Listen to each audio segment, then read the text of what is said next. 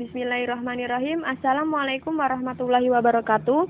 Kami dari kelompok 2 akan menganalisis hasil laporan keuangan dari perusahaan Astra Agro Lestari Tbk. Tugas dari mata kuliah analisis laporan keuangan syariah yang dibimbing oleh Bapak Anwar Rifai. Adapun hasil laporan keuangan tersebut yang akan dianalisis, yang pertama rasio probabilitas.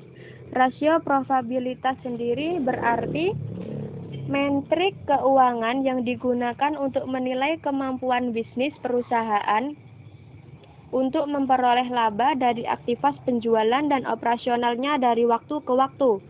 Rasio probabilitas dibagi menjadi dua. Yang pertama, return of equity atau ROE.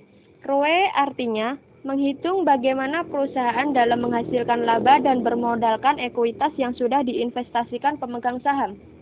Adapun penghitungan dari return of equity 483,542 dibagi 21,133,286 dikali 100% hasilnya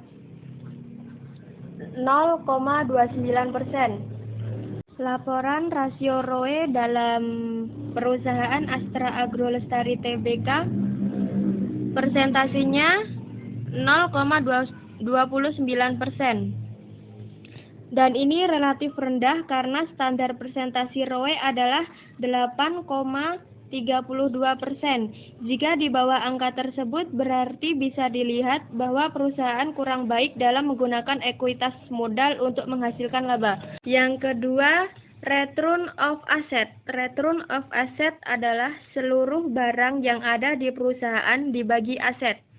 Rumus dari ROA ini adalah laba di sini ada 483,452 dibagi total aktiva 31,232,777. Hasilnya adalah 1,55%. Adapun laporan rasio ROA ini persentasinya relatif rendah karena standar persentasi ROA adalah 5,98%. Jika di bawah angka tersebut, maka perusahaan belum bisa efisien dalam menggunakan asetnya. Yang selanjutnya, rasio likuiditas. Rasio likuiditas menggambarkan kemampuan perusahaan untuk mensiagakan kas atau aset lain yang dapat segera diubah menjadi kas dalam rangka memenuhi beragam liabilitas jangka pendek yang harus dipenuhi perusahaan. Semakin tinggi rasio likuiditas perusahaan, maka dapat diinterpretasikan semakin tinggi kemampuan perusahaan untuk melunasi kewajiban jangka pendeknya. Rasio likuiditas dibagi menjadi 3. Yang pertama, rasio lancar. Rasio lancar atau current ratio merupakan rasio untuk mengukur kemampuan perusahaan dalam membayar kewajiban jangka pendek atau utang yang segera jatuh tempo pada saat ditagih secara keseluruhan. Rumus dari rasio lancar ini adalah aktiva lancar dibagi hutang lancar dikali 100%.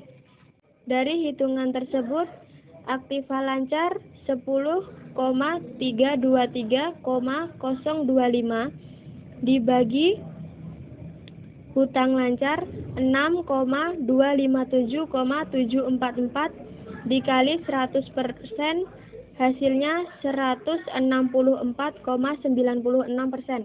Persentasi dari rasio lancar ini bisa menutupi utang lancarnya dan dikategorikan baik. Yang kedua, rasio cepat. Rasio cepat adalah rasio yang menunjukkan kemampuan perusahaan dalam memenuhi atau membayar kewajiban utang lancar atau utang jangka pendek dengan aktivitas lancar tanpa memperhitungkan nilai sediaan.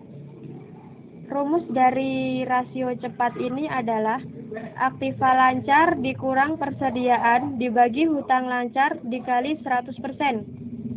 Adapun hitungan dari rasio cepat Aktiva lancar 10,323,025 dikurang persediaan 3,300,373 dibagi hutang lancar 6,257,746 dikali 100%.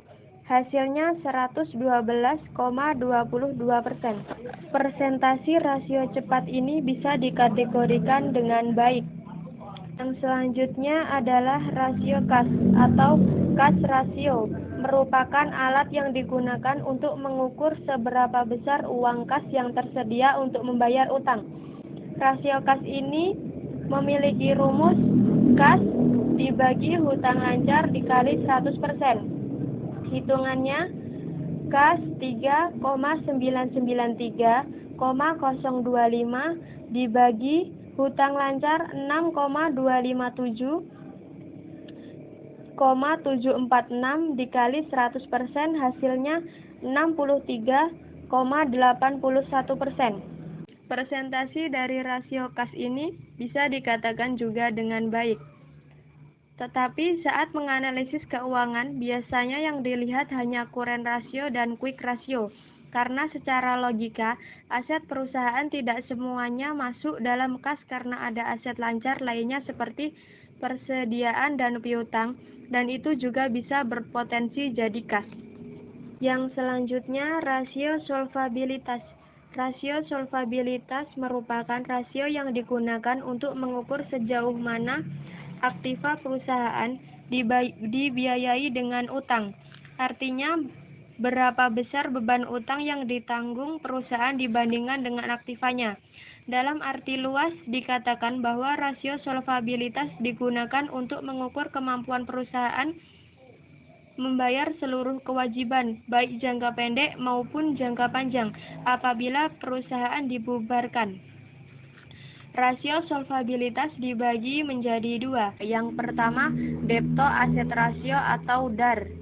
Debto aset rasio merupakan rasio utang yang digunakan untuk mengukur perbandingan total utang dengan aktiva. Dengan kata lain, seberapa besar aktiva perusahaan dibiayai oleh utang atau seberapa besar utang perusahaan berpengaruh terhadap pengelola aktiva. Adapun rumus debto aset rasio adalah total hutang dibagi aset atau aktiva dikali 100%. Penghitungannya, total hutang 9,526,261 dibagi aset atau aktiva 31,232,777 dikali 100%, hasilnya 30,50%. Yang selanjutnya, debto equity ratio atau DER merupakan rasio yang digunakan untuk menilai utang dengan ekuitas. Rasio ini dicari dengan cara membandingkan antara seluruh utang termasuk utang lancar dengan seluruh ekuitas. Rasio ini berguna untuk mengetahui jumlah dana yang disediakan peminjam atau kreditor dengan pemilik perusahaan. Dengan kata lain, rasio ini berfungsi untuk mengetahui rupiah modal sendiri yang dijadikan untuk jaminan utang.